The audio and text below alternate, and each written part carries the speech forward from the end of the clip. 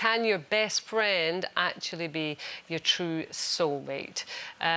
Well, Linda, how long have you been married to Mark? I've been married to Mark for, I think, this year, I always get it wrong, 27 years, but I've been best friends with Pauline for probably about 48, 49 years, I'd say. We've been in the business 48 years this year, and we were friends before that. So we go back a long way. Oh, look, it's a horrible picture of me. So but yeah, could you describe her as your soulmate then? Because it's usually something you attach to. Yeah, well, a partner. we've just been through so much together. We both grew up. We're both from big Irish families, and we used to play on the streets. We go around to my nan's on a Sunday to go to church. We got dressed up every Sunday for mass and everything. And Pauline would be out on the street, and we'd play together and everything. We both went to the same primary school.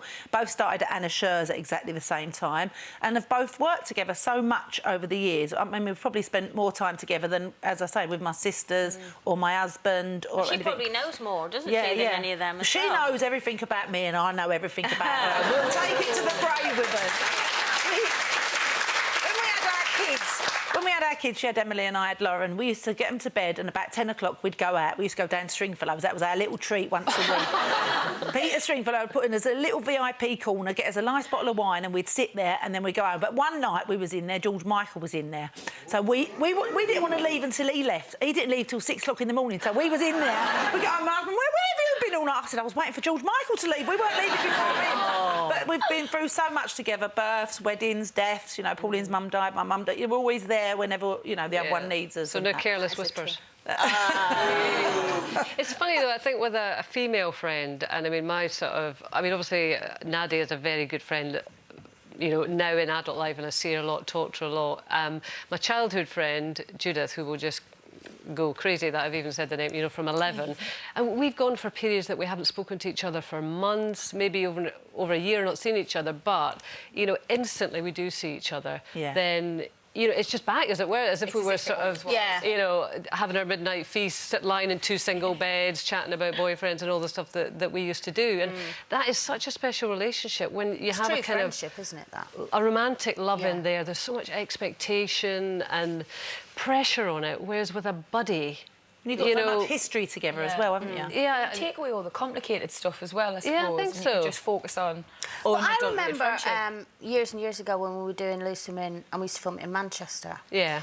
And you and Nadia had been doing it before I joined, and I remember when I joined, you were so tight. You were. We shared a flat. Shared a flat. You were 24/7 together. Well, it was her, me, and Jack Daniels, to be fair. But you were always together, and I thought, God, that is a real unbreakable bond. And then when that season finished in Manchester, Nadia kind of... Well, she spoke about it. I was on the panel the day she spoke about it, and actually we've got a clip, so I don't think you've seen this. No, I haven't, actually. I feel it's a thing of great shame in my life. Anyway, it was years, but anyway, one day I just texted her and I said, listen, blah, blah, blah, and she came straight back in the next second. And she said, you have always been my favourite person in the world.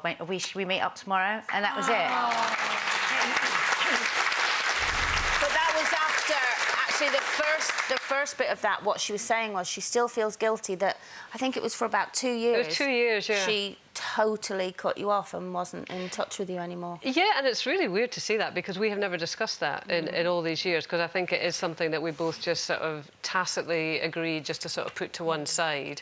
But did it make you feel... How did it make you feel when she did cut you out? Yeah, well, it was really hurt. Yeah, no, it was really difficult, I have to say. But it's like I was saying about friendships. Yeah. You have to be able to just stand back. And she just met Mark. I think they were having quite a torrid time. She just had Maddie. She was totally absorbed in her world.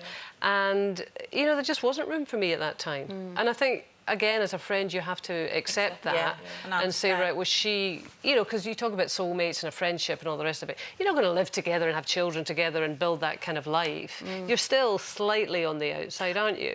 So... but when she did text me out of the blue... It was like... I didn't think about it. I just thought, well, and also what I love about those kind of friendships is that you can tell your friend, your real soulmate friend, anything and everything. Like, I'm going to ask you, have you dribbled on that shirt? Because that's dangerous. That's really, really disturbed me. me for the whole show. Do you know what? I'm really sorry about that, but it was lip gloss, and I think I was looking at it and it kept it. But do you know what? Ingenious tip, ladies. I said, go and get some Tipp-Ex really quick. So I put Tipp-Ex on top of the thing. For more Loose Women action, click here. And I'd subscribe if I were you. It's totally free, and it means you'll be kept up to date with new videos and exclusive YouTube content.